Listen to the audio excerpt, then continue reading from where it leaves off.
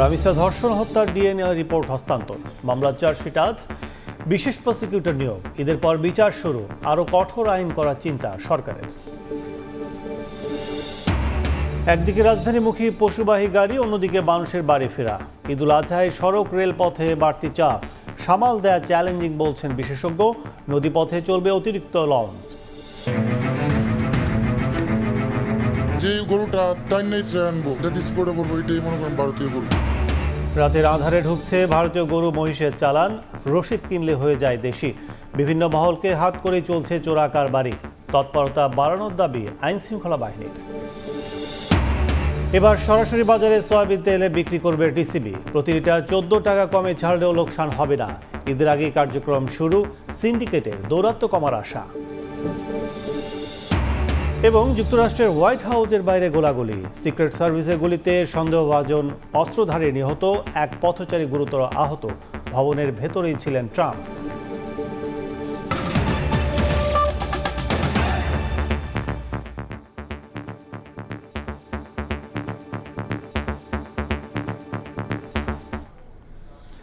সকালের সময় সঙ্গে আছি আমি কাজল আব্দুল্লাহ। পল্লবীতে 7 বছরের শিশু রামিসাকে ধর্ষণ হত্যার বিচার 1 মাসের মধ্যে নিশ্চিত করার প্রতিশ্রুতি দিয়েছেন প্রধানমন্ত্রী তারেক রহমান। ময়মনসিংহের নজরুল জন্মজয়ন্তীর অনুষ্ঠান উদ্বোধন করে তিনি আরও বলেন, মানুষের অধিকার কেড়ে নেওয়ার সঙ্গে মূল্যবোধও বিনষ্ট করে দিয়েছে দীর্ঘ ফ্যাসিবাদী শাসন। জাতীয় কবি কাজী নজরুল ইসলামের 127তম জন্মবার্ষিকী 25শে মে। এই উপলক্ষে সারা দেশে পালিত হবে নজরুল জন্মজয়ন্তী। কবি নজরুলের স্মৃতি বিজড়িত ময়মনসিংহের ত্রিশালে একদিনের সফরে এসে জন্মজয়ন্তী অনুষ্ঠানের উদ্বোধন করেন প্রধানমন্ত্রী তারেক রহমান। এ সময় সঙ্গে ছিলেন কবির নাতনি খিলখিল কাজী। তার চির অম্লান স্মৃতির প্রতি জানাই গভীর শ্রদ্ধা। জাতীয় কবির চির অম্লান স্মৃতির প্রতি শ্রদ্ধা জানিয়ে সরকার প্রধান আক্ষেপ নিয়ে বলেন, 2006 সালের পর আর ত্রিশালে জাতীয় পর্যায়ে নজরুল জয়ন্তী উদযাপন হয়নি। প্রায় 2 দশক পর আজ পুনরায় রাষ্ট্রীয়ভাবে জাতীয় কবির জন্ম জয়ন্তী আয়োজন করতে পেরে সরকার গৌরব বোধ করছে। প্রধানমন্ত্রীর বক্তব্যে উঠে আসে সাম্প্রতিক প্রসঙ্গ। পল্লবীতে 7 বছরের শিশু রামিসাকে ধর্ষণ ও হত্যার বিচার 1 মাসের মধ্যে নিশ্চিত করার প্রতিশ্রুতি দেন তারেক রহমান। বলেন, দীর্ঘ ফ্যাসিবাদী শাসন শুধু মানুষের অধিকার কেড়ে নেয়নি, নষ্ট করে দিয়েছে মূল্যবোধ। এই ধরনের শিশু নির্যাতন বা নারী নির্যাতন বর্তমান সরকার কোনোভাবেই মেনে নেবে না। বর্তমান সরকার রামিসার এই হত্যাকারীর সর্বোচ্চ শাস্তি ইনশাল্লাহ আগামী 1 মাসের মধ্যে নিশ্চিত করবে এবং সেই সর্বোচ্চ শাস্তি হচ্ছে মৃত্যুদণ্ড। নিরাপদ সমাজ গড়তে আইনের শাসন প্রতিষ্ঠার জোর দিয়ে জাতীয় জীবনে আবহমানকালের ধর্মীয়, সামাজিক ও সাংস্কৃতিক মূল্যবোধ পুনর্জাগরণের তাগিদ দেন সরকার প্রধান। আমাদের জাতীয় জীবনে পুনরায় বাংলাদেশের আবহমানকালের ধর্মীয়, সামাজিক, সাংস্কৃতিক মূল্যবোধের পুনর্জীবন ঘটাতে হবে। এক্ষেত্রেও কবি কাজী নজরুল ইসলামের জীবন এবং কর্ম আমাদের জন্য প্রাসঙ্গিক। এ সময় ত্রিশালকে নজরুল সিটি হিসেবে গড়ে তুলতে সম্ভাব্যতা যাচাইয়ে সংস্কৃতি ও পর্যটন বিভাগকে নির্দেশ দেন প্রধানমন্ত্রী। ছড়িয়ে দেওয়া প্রয়োজন। ইমরুল হাসান, সময় সংবাদ, ত্রিশাল, ময়মনসিংহ। রামিসা ধর্ষণ হত্যা মামলার ডিএনএ রিপোর্ট হস্তান্তর করেছে সিআইডি। রোববার আদালতে চার্জশিট জমা দেবেন তদন্ত কর্মকর্তা। নিয়োগ দেওয়া হয়েছে বিশেষ প্রসিকিউটর। ঈদের পরই বিচার শুরু হবে বলে জানিয়েছেন আইনমন্ত্রী। আর তথ্যমন্ত্রী বলেছেন, ধর্ষণের মতো অপরাধ দূর করতে কার্যকর আইন করার উদ্যোগ নেবে সরকার। শিশু রামিসার ধর্ষণ ও নৃশংস হত্যার ঘটনায় স্তম্ভিত পুরো দেশ। ভুক্তভোগী পরিবারের সঙ্গে সাক্ষাৎ করে দ্রুত ন্যায় বিচার নিশ্চিতের আশ্বাস দিয়েছেন স্বয়ং প্রধানমন্ত্রী। এই হত্যা মামলায় ডিএনএ রিপোর্ট হস্তান্তর করেছে সিআইডি। রোববার চার্জশিট দেওয়া হবে বলে জানিয়েছেন তদন্ত কর্মকর্তা। রামিসা ধর্ষণ ও হত্যা মামলায় বিশেষ প্রসিকিউটর নিয়োগ দিয়েছে আইন মন্ত্রণালয়। শনিবার রাজধানীতে এক অনুষ্ঠানে আইনমন্ত্রী জানান, এ মামলার বিচার এমনভাবে হবে যেন জনমনে প্রশ্ন না ওঠে। ত্বরান্বিত করার জন্য প্রসিকিউশনের পক্ষ থেকে যতটা ডিউ ডিলিজেন্স দেখানো সম্ভব, সাধারণ জনগণ, দেশে বিদেশে মানুষ এই বিচার শেষ করতে যতটা প্রত্যাশা করে সেই প্রত্যাশা পূরণ করতে আমরা সক্ষম হব। একই দিন রাজধানীর সেগুনবাগিচায় এক অনুষ্ঠান শেষে তথ্যমন্ত্রী জানান, ধর্ষণের মতো অপরাধ দূর করতে সরকার কার্যকর আইন করার উদ্যোগ নেবে। দেশের প্রচলিত আইনের মধ্যে সবচেয়ে দ্রুততম সময়ের মধ্যে এই অপরাধীকে সাজার আওতায় আনার জন্য সরকার সব ধরনের ব্যবস্থা গ্রহণ করেছে। জনমতের উপরে ভর করেই আমরা আরও বেশি কার্যকরী আইন তৈরি করতে পারবো, যাতে সমাজ থেকে এই ধরনের অপরাধকে আমরা নির্মূল করতে পারি। এদিকে রামিসা হত্যা প্রসঙ্গে রাজনৈতিক দলগুলোর ভূমিকা নিয়ে প্রশ্ন তোলেন পানি সম্পদ মন্ত্রী। বিচারটা শুধু এখন সময়ের ব্যাপার মাত্র। সেই প্রক্রিয়াটাকে বাধাগ্রস্ত করার জন্য যে রাজনৈতিক দলগুলা আজকে কথা বলছেন, এখানেও আমাদেরকে চিন্তা করতে হবে তারা কি সহায়তা করছেন না বাধা দিচ্ছেন। ধর্ষণের মতো অপরাধ নির্মূলে আইনের যথাযথ প্রয়োগে জোর দেওয়া হচ্ছে বলেও জানান মন্ত্রীরা। অধিকার নিয়ে আমরা সবসময় লড়াই সংগ্রাম করেছি। শফিকুজ্জামান রুবেল, সময় সংবাদ, ঢাকা। একের পর এক নির্যাতনের ঘটনা সামনে আসছে, কিন্তু বিচার পৌঁছাচ্ছে না ভুক্তভোগীদের দরজায়। দীর্ঘশত্রুতা, ঝুলে থাকা মামলার ধীরগতির বিচার প্রক্রিয়া যেন অপরাধীদের জন্য তৈরি করছে নীরব প্রশ্রয়। ধীরে ধীরে সাধারণ মানুষের মাঝেও আস্থার সংকট তৈরি হচ্ছে বিচার বিভাগের ওপর। ফারিয়া ফারুকের প্রতিবেদন, ছবি তুলেছেন সাইফুল ইসলাম। যে বয়স প্রজাপতির ডানায় ভর করে ছুটে বেড়ানোর, রঙিন শৈশব নিয়ে পৃথিবীটাকে আবিষ্কার করার, সে ফুল ফোটার আগেই কেড়ে নিল অমানুষদের হিংস্র থাবা। রামিসা, আসিয়া, মুনতাহা, লামিয়ারা ছিল সম্ভাবনার সেসব ফুল। মানুষরূপী হায়েনার থাবায় অঙ্কুরেই যাদের হয়েছে জীবনের ইতি। ধীরে ধীরে কমে আসে প্রতিবাদের স্রোত। একটার পর একটা ঘটনায় বিস্মৃতির অতলে হারিয়ে যায় আগের নির্মমতার গল্প। আইন ও সালিশ কেন্দ্রের তথ্য বলছে, গত 4 মাসে দেশের অন্তত 118 শিশু ধর্ষণের শিকার। এদের প্রত্যেকের বয়স 7 থেকে 12 বছরের মধ্যে। 2025 সালে ধর্ষণের শিকার 323 শিশু, যাদেরও বয়স 4 থেকে 18 বছর।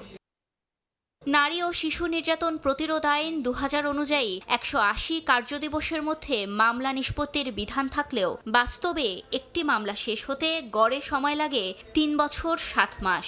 যদি আমার রাস্তায় কিছু একটা হয়, তখন আমি বিচার বিভাগের কাছে কি চাইবো? বিচার কি আদৌ কি হবে? অনেক হাই প্রোফাইল ভিকটিম না হইলে কেসটা একটু কয়েকদিন পরেই ডিমিলিশ হয়ে যাচ্ছে। দেশের মানুষ বা যারা মানে সরকারে আছেন বা যারা দায়িত্বে আছেন, তাদের উপর আসলে ভরসার জায়গাটা আসলে নেই বলা যায়। বিশেষজ্ঞরা বলছেন, মামলা সংখ্যার অনুপাতে বিচারক সংখ্যার ঘাটতিতে চাপ সামাল দিতে পারছে না দেশের বিচার বিভাগ। যখন একজন আসামি আপিল করে হাইকোর্টে, তখন কিন্তু নিম্ন আদালতের যে রায়টা সেটা স্টে হয়ে থাকে। কারণ একজনকে যদি আপনি মৃত্যুদণ্ড দেন, পরে যদি আপিলে দেখা যায় যে সে মৃত্যুদণ্ড পাবে না, আপনি তো তাকে আবার ফেরত নিয়ে আসতে পারবেন না। অভিযোগের ভিত্তিতেই সাথে সাথে সাজা কার্যকর করার যেই ডিমান্ড আসতেছে, এই ডিমান্ডটা আসলে আসতেছে ফ্রাস্ট্রেশন থেকে, কিন্তু এটা বাস্তবসম্মত না। যেই মামলাগুলো আসলে সবার বিবেককে নাড়িয়ে দেয়, সবাইকে অনেক বেশি ভাবিয়ে তোলে, সেই রকম বেছে বেছে দেখা যায় কিছু মামলা তাড়াতাড়ি রায় হচ্ছে। হ্যাঁ, কিন্তু আসলে তারা তো ভিকটিম, অন্যরা যে ভিকটিম না তা তো না। ন্যায় বিচার কোনো বিশেষ দয়া নয়, এটি প্রতিটি নাগরিকের অধিকার, আর সেই অধিকার নিশ্চিত করা বিচার বিভাগেরই দায়িত্ব। আইনের বেড়াজালে আটকে থাকা বিচারহীনতার এই সংস্কৃতি অপরাধীদের করে তুলছে আরও সাহসী। আজ যদি এই 118 জন শিশুর দ্রুত বিচার নিশ্চিত না হয়, তবে আগামীর বাংলাদেশের বিচার বিভাগের উপর কতটুকু আস্থা রাখবে দেশের জনগণ, সে প্রশ্ন আজ সবার। ফারিয়া ফারুকি, সময় সংবাদ, ঢাকা। সকালে সময় আরও থাকছে।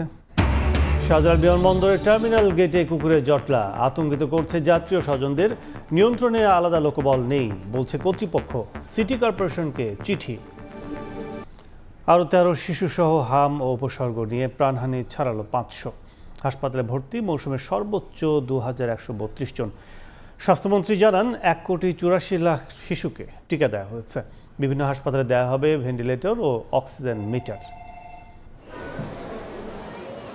2 মাস পেরোলেও কমেনি হামির প্রকোপ। একদিনে মারা গেছে আরও 13 শিশু। এখন পর্যন্ত মৃত্যু ছাড়িয়েছে 500। আর মৌসুমে সর্বোচ্চ 2132 জন ভর্তি হয়েছে হাসপাতালে। প্রতিদিনই সারা দেশ থেকে হাম আক্রান্ত হয়ে রাজধানীর শিশু হাসপাতাল, মহাখালী ডেডিকেটেড হাসপাতালে ভিড় করছে রোগীরা। ঢাকার শিশু হাসপাতালে বেশিরভাগ ভর্তি শিশু ফরিদপুর, কুষ্টিয়া সহ অন্যান্য অঞ্চল থেকে এসেছে। প্রান্তিক হাসপাতালে পর্যাপ্ত আইসিইউ, এনআইসিইউ ও সেবার অভাবে অভিভাবকদের ভোগান্তি চড়াবে। ফরিদপুর আইসে নাই, ঢাকা পাঠাইছে। ডক্টর বলছিল ওর এনআইসিউর প্রয়োজন হতে পারে, তো ওখানে তো এনআইসিউর ব্যবস্থা নেই এখানে, এই জন্য আমাদেরকে এখানে রেফার করছে। এখানে আইসিইউ ছিল না, আমরা যে 8 দিন ধরে আইসিইউ, প্রথমবার ঠান্ডা থেকে নিউমোনিয়া ছিল তো। এদিকে দুপুরে সচিবালয়ে স্বাস্থ্যমন্ত্রী সর্দার মোহাম্মদ সাখাওয়াত হোসেন বলেন, হামির প্রাদুর্ভাব কমাতে রেড ক্রিসেন্টের সহায়তায় বিভিন্ন হাসপাতালে প্রয়োজনীয় ভেন্টিলেটর, অক্সিজেন মিটার, নেবুলাইজার সহ স্যালাইন দেওয়া হবে। লক্ষ্যমাত্রার চেয়ে বেশি প্রায় 1,84,00,000 শিশুকে টিকা দেওয়া হয়েছে বলেও জানান স্বাস্থ্যমন্ত্রী। আজকে ওনারা আমাদেরকে 11টা ভেন্টিলেটর, 27টি নেবুলাইজার, 27টি অক্সিজেন ফ্লো মিটার এবং 1 lakh saline with auxiliary tubes everything. আক্রান্ত দরিদ্র 2400 পরিবারকে 10,000 টাকা করে রেড ক্রিসেন্ট সহায়তা দেবে বলে জানান স্বাস্থ্যমন্ত্রী। 6 মাসের বেতন হিসাবে। আয়েশা সিদ্দিক, সামিয়া, সময় সংবাদ, ঢাকা। কোরবানির পশুবাহী গাড়ি রাজধানীমুখী হওয়া এবং ঘরমুখো মানুষের বাড়ি ফেরা, দুই মিলে ঈদুল আজহায় তৈরি হতে যাচ্ছে বাড়তি চাপ। সড়ক রেলপথে চাপ সামাল দেয়া চ্যালেঞ্জিং বলে মনে করছেন বিশেষজ্ঞরা। তবে যে কোনো পরিস্থিতিতে নিরাপত্তা নিশ্চিতে প্রস্তুত থাকার কথা জানিয়েছে আইনশৃঙ্খলা বাহিনী। খলিলুর রহমানের ছবিতে মাহাদ ইসলাম ধ্রুবর রিপোর্ট।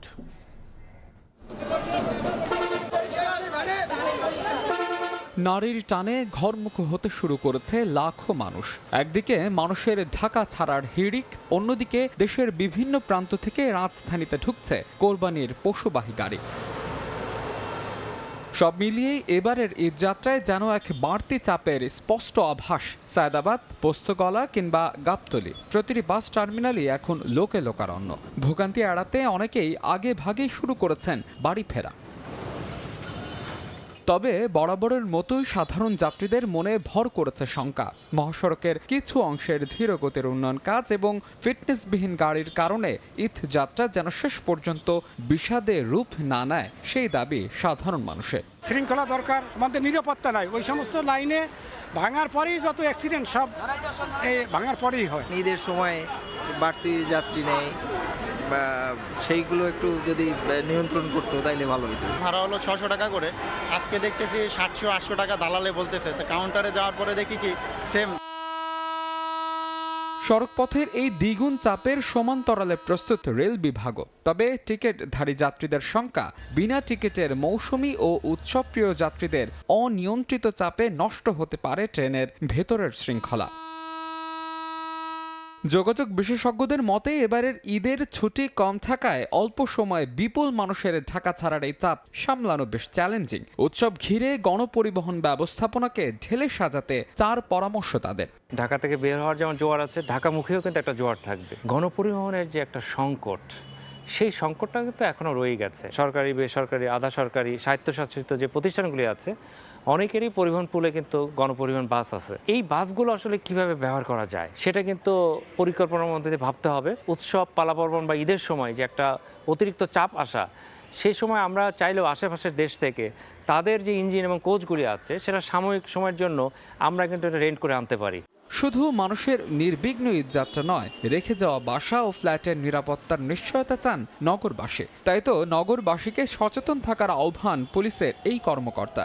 ম্যাক্সিমাম এলাকায় কিন্তু এখন সিসি ক্যামেরা আছে, তো তাদের সিসি ক্যামেরাগুলি ঠিকমতো কাজ করছে কিনা, মানে এগুলি ঠিক আছে কিনা, এগুলি একটু চেক করে যাওয়া, সেগুলি একটু সচল রেখে যাওয়া।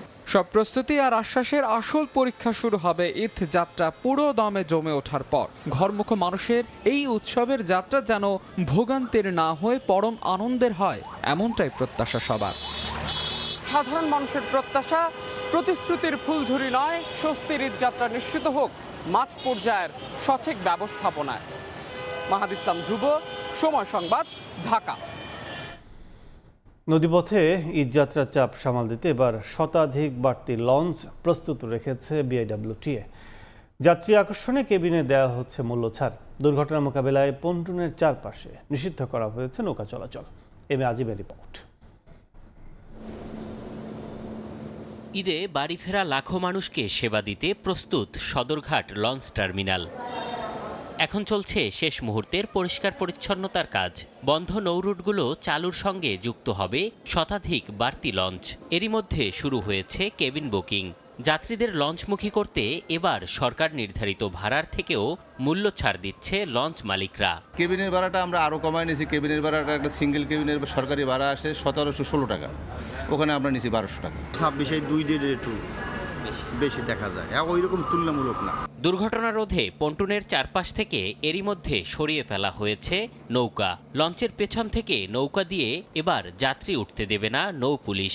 নৌকাগুলো যাতে না ঢুকে, পল্টন জানেন 1 থেকে 25, এই 25টি পল্টন এর যে নদীর সীমানাটা কাভার করে আমরা 4টা টহল রেখেছি নৌ পুলিশের। পল্টন 1 বরাবর একটি, পল্টন 25 বরাবর একটি, যাতে করে এই একটা রেখা বা আমাদের যে টহল এটা ভেদ করে ভিতরে কেউ না আসতে পারে। এছাড়াও সদরঘাটের আশপাশের সড়ক ও পন্টুন হকার মুক্ত করা, ফ্রি কুলি সেবা, ওয়াচ টাওয়ার থেকে পর্যবেক্ষণ সহ নানা পদক্ষেপ নিয়েছে বিআইডব্লিউটিএ। যদি দেখি যে সময়ের আগে লঞ্চগুলি নিরাপত্তারক্ষীর সামনেই শাহজালাল বিমানবন্দরের অভ্যন্তরীণ টার্মিনালের গেটে অবস্থান করে একাধিক কুকুর। প্রবেশ গেটে এমন দৃশ্য আতঙ্কিত করছে যাত্রী ও স্বজনদের। কাঙ্ক্ষিত আকাশ যাত্রা পথ নিশ্চিতে কর্তৃপক্ষ অনেকটাই পিছিয়ে বলে মনে করেন তারা। বিমানবন্দর নির্বাহী পরিচালক জানান, কুকুর সরানোর আলাদা লোকবল নেই, চিঠি দেওয়া হয়েছে সিটি কর্পোরেশনকে। বিস্তারিত দেখুন আমার করা রিপোর্টে। হযরত শাহজালাল আন্তর্জাতিক বিমানবন্দরের অভ্যন্তরীণ টার্মিনালের দৃশ্য এটি। যাত্রী প্রবেশ গেটে সশস্ত্র নিরাপত্তা কর্মীর পাশেই গেটের দুপাশে অবস্থান করছে দুটি মাঝারি আকারের বেওয়ারিশ কুকুর। যে কোনো সময় নিরাপত্তা কর্মীর অসচেতনতায় টার্মিনালে প্রবেশ করে ঘটাতে পারে অনাকাঙ্ক্ষিত ঘটনা। আবার ট্রলি কিংবা হাঁটা চলায় মানুষের পা লেগেও কামড় বসাতে পারে যে কাউকে। কিন্তু কারো কোনো ভ্রুক্ষেপ নেই এ বিষয়ে, যা আতঙ্কিত করছে যাত্রীদের। সাম্প্রতিক সময়ে এমন দৃশ্যই দেখা মেলে বিমানবন্দরের অন্যান্য চত্বরেও। গেটের মধ্যে কুকুর, আমি তো এই জিনিসটা আমারও খারাপ লাগে, কী করব, আমি দাঁড়াতে পারছি না, কুকুরের কাছে আমাকে দাঁড়াতে হচ্ছে। আর ইন্টারনাল ম্যানেজমেন্ট যেগুলো আছে এগুলো তো বলার অপেক্ষা রাখে না, এটা সবাই জানে, কাকে বলবেন।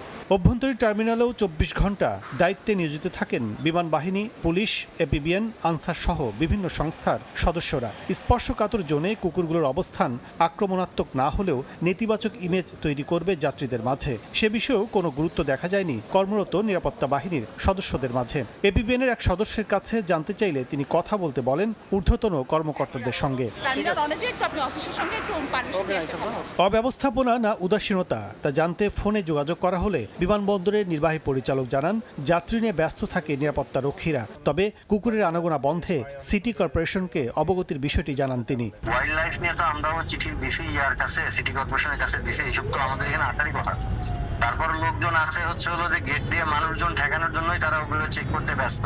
কুকুরটা আসলে খুব প্রপার ভাবে তারা ওরকম ভাবে, আমার যতটুকু মনে হয়, আমি এর আগে অবজেকশন পেয়েছি, ওরকম ভাবে দেখা নাই। কুকুর সরানোর জন্য তো আসলে কোনো লোককে নিয়োজিত করা নাই।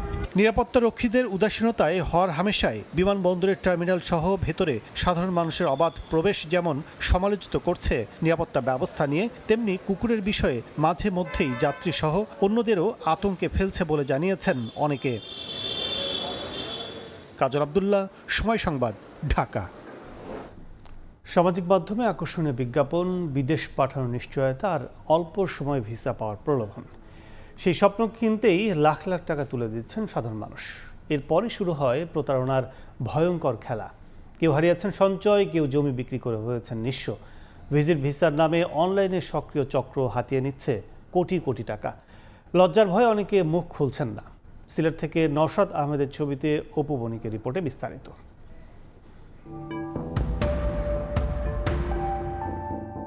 ফেসবুকে চোখধাঁধানো বিজ্ঞাপন, সহজে সিঙ্গাপুর, থাইল্যান্ড যাত্রা, নিশ্চিত ভিসা আর অল্প খরচে বিদেশ ভ্রমণের প্রলোভন।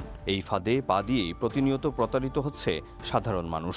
দেশজুড়ে সক্রিয় এসব চক্রের নেই কোনো বৈধ অফিস কিংবা সরকারি অনুমোদন। ফোন করলে আকর্ষণীয় কথা আর ভুয়া আশ্বাসে হাতিয়ে নেওয়া হচ্ছে কোটি কোটি টাকা।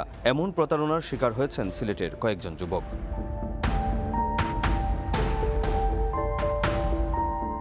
সময় সংবাদের অনুসন্ধানে দেখা যায়, ফেসবুকে পেজ খুলে বিদেশ ভ্রমণের বিজ্ঞাপন দেওয়া হলেও যোগাযোগ করতে হয় শুধু হোয়াটসঅ্যাপে। ব্যবহার করা হয় বিদেশি নম্বর। কোনো ডকুমেন্টস ছাড়াই শুধু পাসপোর্ট দিলেই ভিসা হবে দাবি চক্রটির। এরপর বিকাশ কিংবা ব্যাংক অ্যাকাউন্টে নেওয়া হয় টাকা। 4 থেকে 7 দিনের মধ্যেই পাঠানো হয় কথিত ভিসা। তবে যাচাই মিলেছে সেগুলো নকল। অনলাইনে ভুয়া ভিসার কপি দেখেই ধাপে ধাপে টাকা আদায় করা হচ্ছে ভুক্তভোগীদের কাছ থেকে। আমাকে ফোন দিছে যে আপনার ভিসা হয়ে গেছে, আপনার টাকা পাঠান। আমি বললাম টাকা পাঠাবো, আর আমি ভিসাটা চেক করি দেখার পরে তো আমি আপনাকে টাকা পাঠাবো, প্রুফ দেখান যে আমার ভিসা হয়েছে করে। তো একটা কি করলো, পোর্টালে ছবি দেওয়ার পরে দেখে মনে করলাম যে সঠিক আছে, পরে আমরা দেখে টাকা দিলাম। এয়ারপোর্টে গেছি, এয়ারপোর্টে যাওয়ার পরে ওরা চেক করছে যে এটা ভুয়া ভিসা। কিন্তু প্রতারণার পরও শেষ হচ্ছে না ভুক্তভোগীদের দুর্ভোগ। অভিযোগ রয়েছে টাকা ফেরত চাইলে উল্টো হুমকি দিচ্ছে প্রতারক চক্রের সদস্যরা। ও বলছে যে আমাদেরকে 2 দিনের মধ্যে ভিসা দিয়ে দেবে। তো আমাদেরকে অ্যাডভান্স নিচ্ছে, প্রথমে 5,000 টাকা নিচ্ছে, নিয়ে আমাদেরকে বলছে যে ভিসা কপি দেবো আপনাদের, দেওয়ার পর বাকি টাকা আপনারা পরিশোধ করবেন। ও আমাদেরকে সাথে প্রতারণা করছে, মানে ভিসাগুলো ফেক ভিসা আমাদেরকে দিচ্ছে। একাধিকবার যোগাযোগের পর সময় সংবাদের সঙ্গে কথা বলেন সংশ্লিষ্ট অনলাইন এজেন্সির এক কর্মকর্তা। তার দাবি, এয়ারপোর্টে কিছু অর্থ খরচ করলেই সমস্যার সমাধান হতো।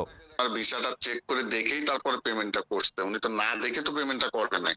প্রয়োজন হয়েছে, উনি আমাকে নক করছে, আমি আমার কাজের কথাটা বলছি, বলার পরে উনি রাজি হয়েছে, ওনার ডকুমেন্ট দিছে, দেওয়ার পরে একটা পেমেন্ট করছে, প্রথমে করার পর আমরা কাজ করছি।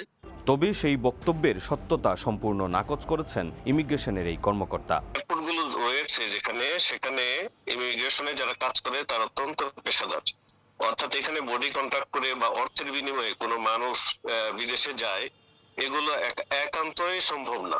এদিকে আইনজীবীদের পরামর্শ, প্রতারিত হলে ঘরে বসে না থেকেই দ্রুত আইনি ব্যবস্থা নিতে হবে এবং এসব নাম সর্বস্ব প্রতিষ্ঠানের জবাবদিহিতা নিশ্চিত করতে হবে। তবে আইনশৃঙ্খলা বাহিনীর দাবি, সুনির্দিষ্ট অভিযোগ পেলেই দ্রুত ব্যবস্থা নেওয়া হচ্ছে।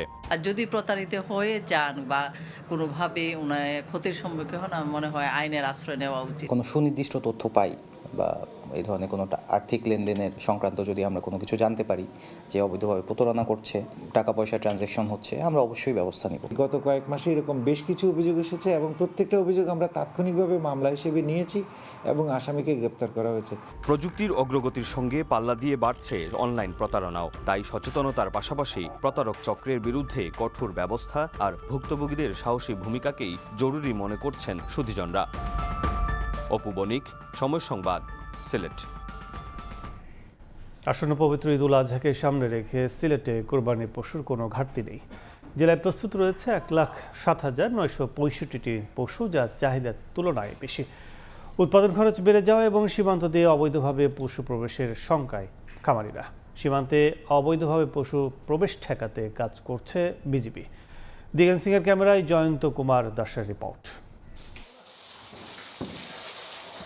ঈদ উল আজহা ঘিরে ব্যস্ত সময় পার করছেন সিলেটের খামারিরা। খামারে খামারে যত্নে বড় করা হচ্ছে কোরবানির পশু। তবে পর্যাপ্ত পশু থাকলেও কাঙ্ক্ষিত দাম পাওয়া নিয়ে এখনই কিছুটা শঙ্কায় সবাই। খামারিদের অভিযোগ, সীমান্ত দিয়ে অবৈধভাবে গরু ঢুকলে পড়ে যাবে বাজারের দাম, এতে লোকসানের মুখে পড়বে স্থানীয় খামারিরা। এছাড়া পশু খাদ্যের দাম বেড়েছে 30 থেকে 40% পর্যন্ত। পাশাপাশি বাড়ছে শ্রমিক, বিদ্যুৎ ও চিকিৎসার খরচ। তীব্র গরমে পশুর অতিরিক্ত পরিচর্যায়ও বেড়েছে ব্যয়। খামারিদের দুশ্চিন্তার প্রধান কারণটা হচ্ছে ভারতীয় চোরাচালানের যে গরুগুলি আছে, এগুলি একটা কুরবানির বাজারে বিশাল এফেক্ট তৈরি করে। প্রশাসন শক্ত হইলে তো আমাদের খামারিরা অনেক লাভবান হইতো, কারণ খামারিরা প্রতি বছর একটা চিন্তাধারা থাকে যে ঈদ সিজনে বা সিজনেবল একটা ব্যবসা করার লাগি। ভারত থেকে অবৈধ পথে গরু আসলে সরকারের আয় যেমন কমছে, তেমনি গরুগুলো নানা রকম রোগবালাই নিয়ে আসছে বলে জানান এই প্রাণী সম্পদ কর্মকর্তা। তাদের দেশে যদি গরু আমাদের দেশে পুশ ইন করা হয়, বৈধ চ্যানেলে আসলে আমাদের সরকার রেভিনিউ পেত, তাদের একটা সার্টিফিকেশন থাকতো যেটা কোন কোন ভ্যাকসিন দিছে সেটা আমাদের জানা থাকতো। এদিকে ঈদ উল আজহাকে সামনে রেখে সীমান্তে অবৈধ কার্যক্রম প্রতিহতের কথা বলছে বিজিবি। শারীরিকভাবে যেখানে আমাদের টহল দল অবস্থান করছে, এর পাশাপাশি যেখানে অবস্থান করছে না সেখানেও আমরা বিভিন্ন ধরনের সোর্সের ইনফরমেশন মাধ্যমে আমরা বিভিন্ন ধরনের অবৈধ কার্যক্রম প্রতিহত করছি। প্রাণী সম্পদ বিভাগের তথ্য বলছে, এবছর সিলেটে কোরবানিযোগ্য পশুর চাহিদা রয়েছে 1,03,938টি। বিপরীতে প্রস্তুত রয়েছে 1,07,965টি পশু। গত বছরের তুলনায় এবছর চাহিদা বেড়েছে 20,397টি আর উৎপাদন বেড়েছে 5,707টি। সিলেটে চলছে খামারিদের শেষ মুহূর্তের প্রস্তুতি। গোখাদ্যের বাড়তি দাম, বাজারের অনিশ্চয়তা, এর মাঝেও ভালো দাম প্রত্যাশা খামারিদের। অন্যদিকে সীমান্তে গরু চোরাচালান বন্ধ হলে হাসি ফুটবে খামারিদের মুখে। জয়ন্ত কুমার দাস, সময় সংবাদ, সিলেট। জামালপুরে দিন দিন বাড়ছে হাম আক্রান্ত রোগীর সংখ্যা। প্রতিদিন নতুন রোগী ভর্তি হচ্ছে। হাসপাতালে এক বেডে একাধিক রোগীকে চিকিৎসা নিতে হচ্ছে। স্বজনদের অভিযোগ, প্রয়োজনে অনেক ওষুধ বাইরে থেকে কিনতে হচ্ছে। হাসপাতাল কর্তৃপক্ষ বলছে, সীমিত জনবল ও বেড সংকটের মধ্যেও সর্বোচ্চ সেবা দেওয়ার চেষ্টা চলছে। জাহাঙ্গীর আলমের তথ্য, আবুল কালাম আজাদের ছবি নিয়ে রিপোর্ট। 10 শয্যার ওয়ার্ডে দ্বিগুণ থেকে 3 গুণ রোগী চিকিৎসা নিচ্ছেন। অনেকে বেড না পেয়ে মেঝেতে নিতে হচ্ছে চিকিৎসা সেবা। জামালপুরে হামের প্রাদুর্ভাব দিন দিন বাড়ায়। প্রতিদিনই হামে আক্রান্ত হয়ে বিভিন্ন হাসপাতাল ও স্বাস্থ্যকেন্দ্রে ভর্তি হচ্ছেন রোগীরা। জেলা সদর হাসপাতালে খোলা হয়েছে বিশেষ আইসোলেশন ওয়ার্ড। তবে রোগীর অতিরিক্ত চাপ সামাল দিতে হিমশিম খেতে হচ্ছে চিকিৎসক ও নার্সদের। এইখানে জায়গার পর্যাপ্ত পরিমাণ অভাব, কারণ একটা বেডে 3টে রোগী নিয়ে বসে আছি। ফ্লোরে থাকা তো আমাদের জুলুম। হামের মানে কোনো ট্রিটমেন্ট পাইতে হলে নিচে ডাক্তারের কাছে যাইতে হয়। কিছু কিছু ওষুধ দেয়, আবার কিছু কিছু আমরা বাইরে থেকে কিনি। সীমিত জনবল ও বেড সংকটের মধ্যেও চিকিৎসা সেবা অব্যাহত রাখার চেষ্টা চলছে বলে জানায় হাসপাতাল কর্তৃপক্ষ। এখানে আমাদের বিছানার তুলনায় রোগী অনেক বেশি, যার ফলে আমাদের সেবা দিতে একটু সমস্যা হচ্ছে। 250 বেডের হসপিটালে যদি 1000 জন রোগী আসে, তাহলে সবকিছুরই এই স্বল্পতা, এটা তো স্বাভাবিক।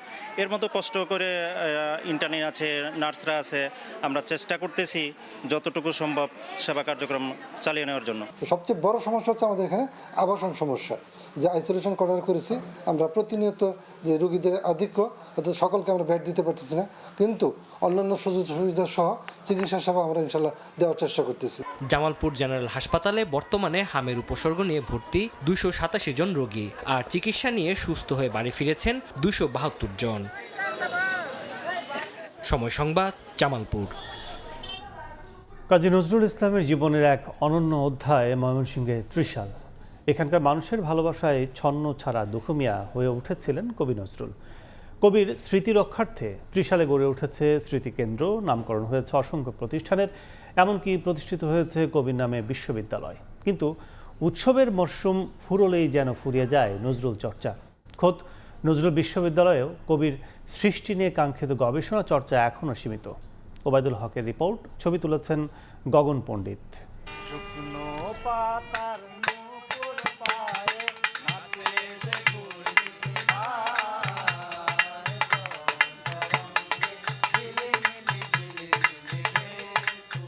বাংলা সাহিত্যের ধূমকেতু কাজী নজরুল ইসলাম শৈশবের দুখুমিয়া হয়ে যিনি এসেছিলেন ময়মনসিংহের ত্রিশালে। লেটুর দলের সেই চপল কিশোরের সুরের মায়ায় একসময় মুখরিত ছিল এই জনপদ। 1914 সালে কাজী নজরুল ইসলাম আসানসোল থেকে কাজী রফিসুল্লাহ দারোগার হাত ধরে এসে ভর্তি হন ত্রিশালের দরিরামপুর স্কুলে। এখানকার ঘাটগান, পালাগান, লোকজ সংস্কৃতি আর মানুষের জীবন সংগ্রামে দুখুমিয়া খুঁজে পান সম্প্রীতির বাংলাদেশকে। ত্রিশাল জুড়েই কবির স্মৃতি, তাকে ধরে রাখতে নির্মিত হয়েছে 2টি স্মৃতিকেন্দ্র। কিন্তু উৎসবের আলো ফুরোতেই যেন প্রাণ হারায় এই কেন্দ্রগুলো। সারা বছরই স্মৃতিকেন্দ্রগুলো পড়ে থাকে অনেকটাই নিস্তব্ধ। সপ্তাহে মাত্র 2 দিন শিশুদের গানের ক্লাস ছাড়া আর কোনো নিয়মিত চর্চা নেই এখানে।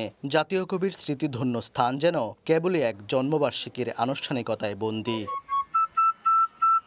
উদাসী দুপুরে এই ত্রিশালের শুকনি বিলের পাড়ে বসে বাঁশি বাজাতেন কবি, অথচ সেই শুকনি বিলের বুক চিরে দাঁড়িয়ে আছে বিশ্ববিদ্যালয়ের বহুতল ভবন। উন্নয়নের ভিড়ে হারিয়ে গেছে কবির সেই চারণভূমি। বিল হারিয়ে গেলেও টিকে আছে সেই ঐতিহাসিক বটগাছ, যার ছায়ায় বসে সুর বাঁধতেন কবি। কিন্তু যথাযথ স্থায়ী সংরক্ষণের অভাবে এই জীবন্ত ইতিহাসও অরক্ষিত। আমরা চাই যে নজরুল স্মৃতিকেন্দ্রগুলিতে প্রতি বছরের প্রায় সময়ই যে বিভিন্ন কর্মসূচি গ্রহণ করা হয়, বিভিন্ন কার্যক্রম চালু থাকে। ত্রিশালে নজরুলের স্মৃতিবিদের যে সমস্ত স্থাপনা, যে সমস্ত স্থান রয়েছে, সেগুলো যথাযথভাবে সংরক্ষণ করা উচিত। অপরিকল্পিতভাবে ভবন নির্মাণের কারণে শুকনি বিলটা বিলুপ্ত হয়ে গেছে। বাস্তব বলতে আপনার হচ্ছে যদি এই বিষয়গুলো যদি থাকতো, নজরুলের নাটক দল, লেটো গানের দল, আবৃত্তির বিষয়গুলো, এগুলো যদি থাকতো, তাহলে তো আরও বৃদ্ধি হতো, মানুষের মাঝে ব্যাপকতা বাড়ত। কবির স্মৃতি রক্ষায় গড়ে উঠেছে জাতীয় কবি কাজী নজরুল ইসলাম বিশ্ববিদ্যালয়, কিন্তু প্রতিষ্ঠার পর থেকে সেই অর্থে নেই কোনো বিশ্বমানের গবেষণা। বাংলা সাহিত্যকে যদি পড়তে হয়, সেখানে রবীন্দ্র নজরুল এখনো অন্যতম পর্যায়ে আছেন। পর্যাপ্ত গবেষণার দরকার আছে।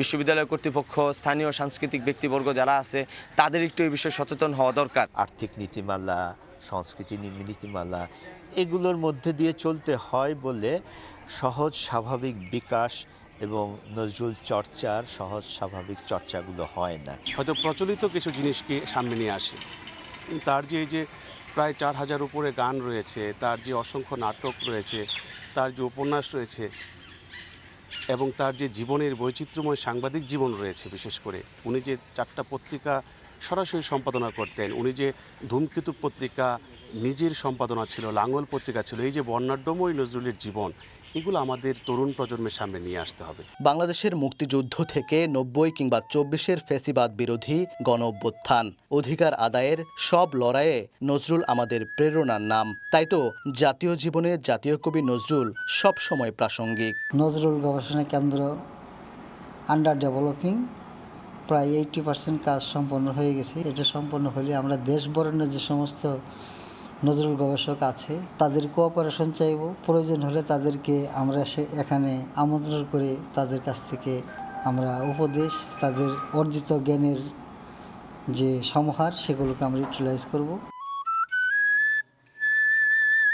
গবেষকদের মতে জন্মবার্ষিকীর আনুষ্ঠানিকতায় কবিকে বন্দী না রেখে প্রাতিষ্ঠানিক গবেষণার প্রসার, শিল্পকর্মের চর্চা আর স্মৃতির স্মারকগুলোর স্থায়ী সংরক্ষণ প্রয়োজন।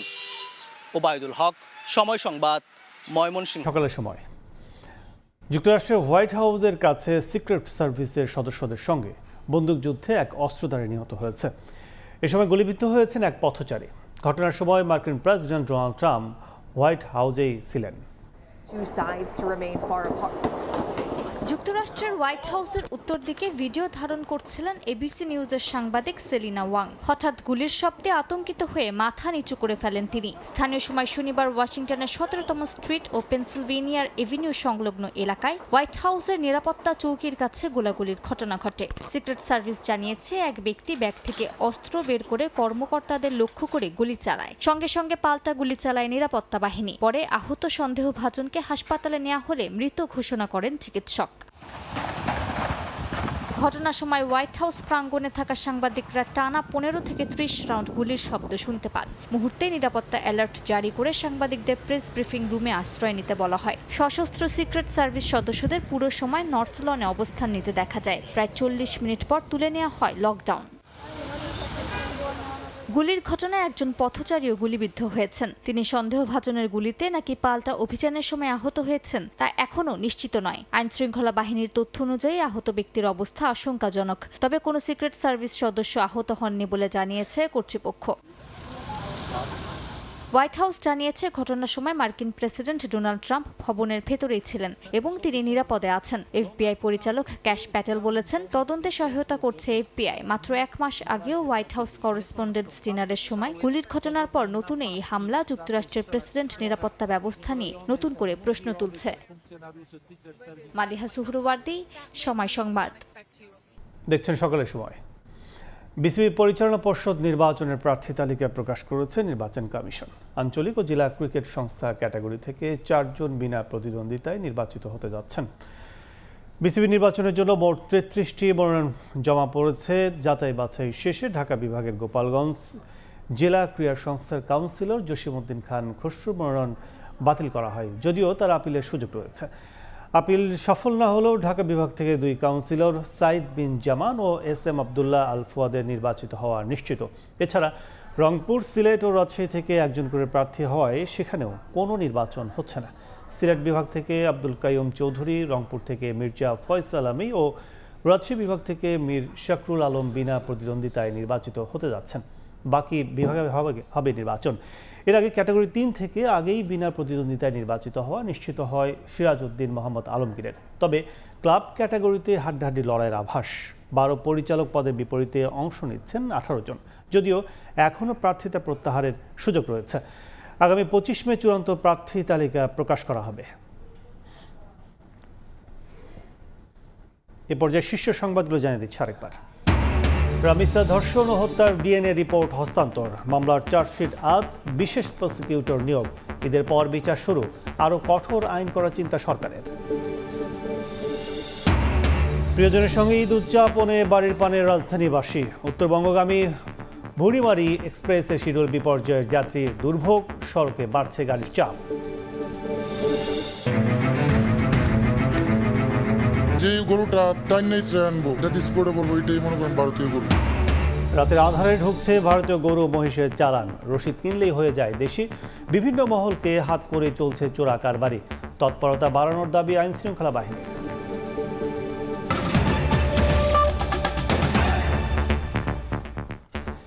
এই ছিল সকালের সময়। এরপর আন্তর্জাতিক সময়ের সঙ্গে থাকবেন রোজা চৌধুরী। ধন্যবাদ কাজল। আন্তর্জাতিক সময় নিয়ে আসছি কিছুক্ষণ পর, সঙ্গে থাকুন সময়ের।